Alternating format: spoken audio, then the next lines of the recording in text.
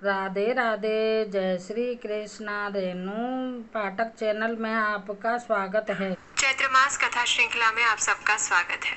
चैत्र मास बस अब अपनी समाप्ति की ओर आगे बढ़ रहा है और इस मास के अंदर हमने भगवान श्री रामचंद्र जी के जीवन से सुंदर कथाओं का आस्वादन किया। चलिए हमारी इस कथा यात्रा को आगे बढ़ाते हुए सुनते हैं आज की चैत्र मास कथा। आइए आज की कथा आरंभ करते हैं। तस्य तद्वचनं श्रुत्वा कूशनाभस्य धीमतः शिरोभिश्चरणौ स्पृष्ट्वा कन्याशतम् अभाषत।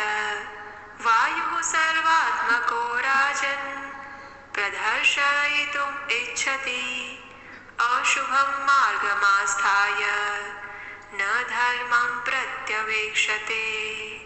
बुद्धिमान महाराज कूशनाभ का वचन सुनकर उन 100 कन्याओं ने पिता के चरणों में सिर रखकर प्रणाम किया और इस प्रकार कहा, हे राजन, सर्वत्र संचार करने वाले वायुदेव अशुभ मार्ग का अवलंबन करके हम पर बलात्कार करना चाहते थे।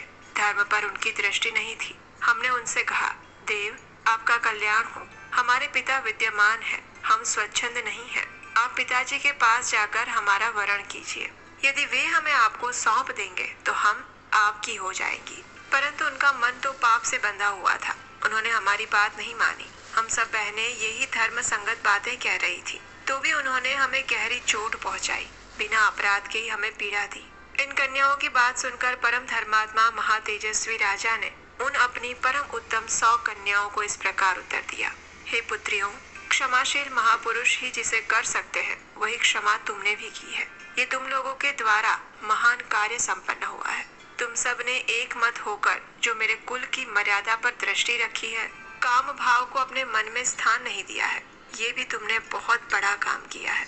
स्त्री हो या पुरुष, उसके लिए क्षमा ही आभूषण है। हे मेरी प्रिय पुत्रियों, तुम सब लोगों में समान रूप से जैसी क्षमा या सहिष्णुता है, वो विशेषतः देवताओं के लिए भी दुष्कर ही है। हे पुत्रियों, क्षमा दान है, क्षमा सत्य है, क्षमा यज्ञ है और क्षमा यश है। क्षमा ही धर्म है। क्षमा पर भी ये संपूर्ण जगत टिका हुआ है। देवतुल्य पराक्रमी राजा कुशनाभ ने कन्याओं से ऐसा कहकर उन्हें अंतःपुर में जाने की आज्ञा दी और मंत्रणा के तत्व को जानने वाले उन नरेश ने स्वयं मंत्रियों के साथ बैठकर कन्याओं के विवाह के विषय में विचार करना आरंभ किया। विचारणीय विषय ये था कि किस देश में, किस समय और किस सुयोग्य वर के साथ उनका विवाह करवाया जाए। उन्हीं दिनों चूली नाम से प्रसिद्ध एक महातेजस्वी, सदाचारी और ऊर्ध्वरेता नैष्ठिक ब्रह्मचारी मुनि वेदोक्त तप का अनुष्ठान कर रहे थे। उस समय एक गंधर्व कुमारी वहां रहकर उन तपस्वी मुनि की उपासना करती थी। उसका नाम था सोमदा। वो उर्मिला की पुत्री थी। वो प्रतिदिन मुनि को प्रणाम करके उनकी सेवा में लगी रहती थी और धर्म में स्थित रहकर समय समय पर सेवा के लिए उपस्थित होती थी। इससे उसके ऊपर वे गौरवशाली मुनि बहुत संतुष्ट हुए। शुभ समय आने पर चूली ने उस गंधर्व कन्या से कहा, हे शुभे, तुम्हारा कल्याण हो, मैं तुम पर बहुत संतुष्ट हूँ। बोलो, तुम्हारा कौन सा प्रिय कार्य सिद्ध करूं? मुनि को संतुष्ट जानकर गंधर्व कन्या बहुत प्रसन्न हुई। वो बोलने की कला जानती थी। उसने वाणी के मर्मज्ञ मुनि से मधुर स्वर में कहा, हे महर्षि, आप ब्राह्मी संपत्ति ब्रह्म तेज से संपन्न होकर ब्रह्म स्वरूप हो गए हैं, अतएव आप महान तपस्वी हैं। मैं आपसे ब्राह्म तप से युक्त धर्मात्मा पुत्र प्राप्त करना चाहती हूँ। हे मुने, आपका भला हो। मेरे कोई पति नहीं है। मैं ना तो किसी की पत्नी हुई हूँ और ना आगे होंगी। आपकी सेवा में आई हूँ। आप अपने ब्राह्म बल से मुझे पुत्र प्रदान कीजिए। उस गंधर्व कन्या की सेवा से संतुष्ट हुए ब्रह्मर्षि चूली ने उसे परम उत्तम ब्राह्म तप से संपन्न पुत्र प्रदान किया। वो उनके मानसिक संकल्प से प्रकट हुआ मानस पुत्र था और उसका नाम ब्रह्मदत्त हुआ। कुशनाभ राजा के वहां पर जब कन्याओं के विवाह का विचार चल रहा था, उस समय यही राजा ब्रह्मदत्त उत्तम लक्ष्मी से संपन्न होकर काम्पिल्या नामक नगरी में उसी प्रकार निवास करते थे जैसे स्वर्ग की अमरावतीपुरी में देवराज इंद्र। तब परम धर्मात्मा राजा कुशनाभ ने ब्रह्मदत्त के साथ अपनी 100 कन्याओं को विवाह करवाने का निश्चय किया। महातेजस्वी भूपाल राजा कुशनाभ ने ब्रह्मदत्त को बुलाकर अत्यंत प्रसन्न चित्त से उन्हें अपनी 100 कन्याएं सौंप दी। उस समय देवराज इंद्र के समान तेजस्वी पृथ्वीपति ब्रह्मदत्त ने क्रमशः उन सभी कन्याओं का पाणी ग्रहण किया। विवाह काल में उन कन्याओं के हाथों का ब्रह्मदत्त के हाथ से स्पर्श होते ही वे सबकी सब कन्याएं कुब्जत्व दोष से मुक्त हो गई, निरोगी बन गई और उत्तम शोभा और सौंदर्य से संपन्न प्रतीत होने लगी। वात रोग के रूप में आए हुए वायुदेव ने उन कन्याओं को छोड़ दिया और ये देखकर पृथ्वीपति राजा कुशनाभ बड़े प्रसन्न हुए, बारंबार हर्ष का अनुभव करने लगे। भूपाल राजा ब्रह्मदत्त का विवाह कार्य संपन्न हो जाने पर महाराज कुशनाभ ने उन्हें पत्नियों और पुरोहितों सहित आदर पूर्वक विदा कर दिया।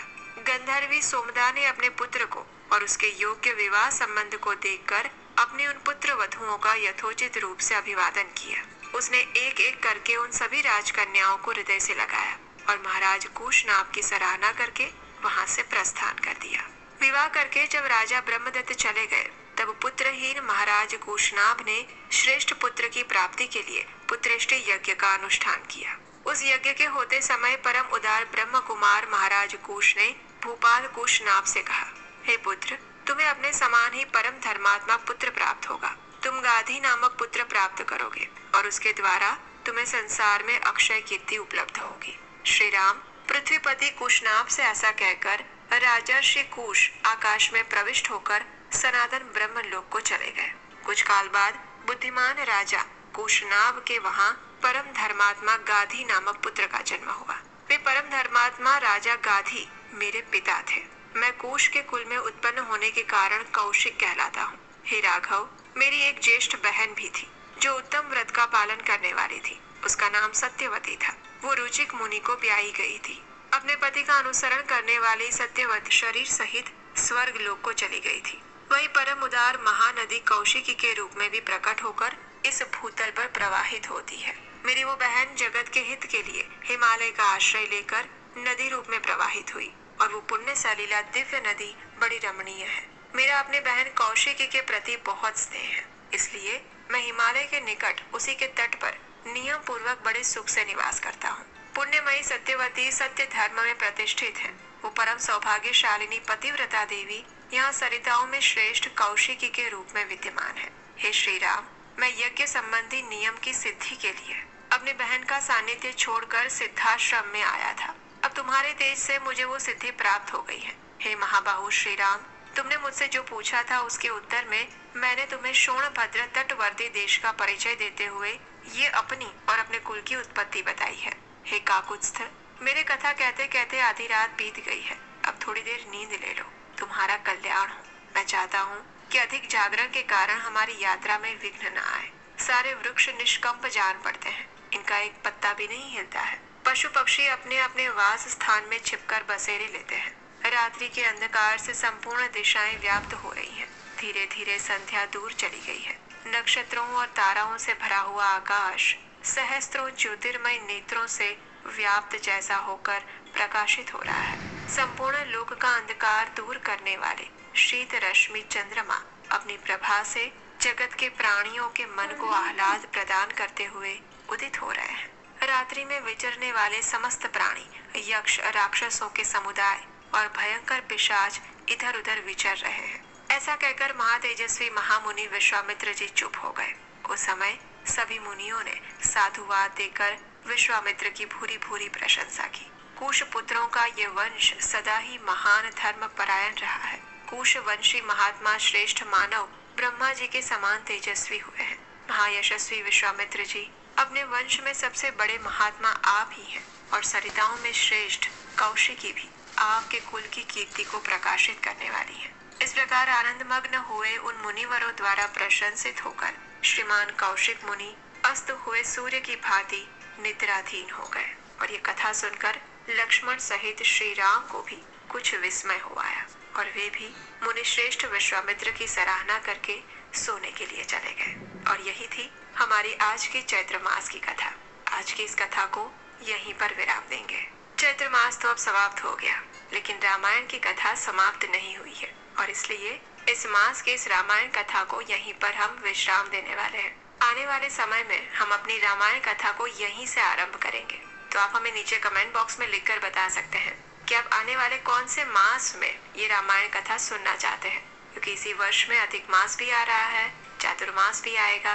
तो आपकी जो इच्छा होगी उसी मास में हम आपको फिर से यहीं से रामायण कथा सुनाना आरंभ करेंगे। तो आज के इस वीडियो में विशेषकर नीचे कमेंट बॉक्स में जाकर अपना उत्तर जरूर लिखिएगा।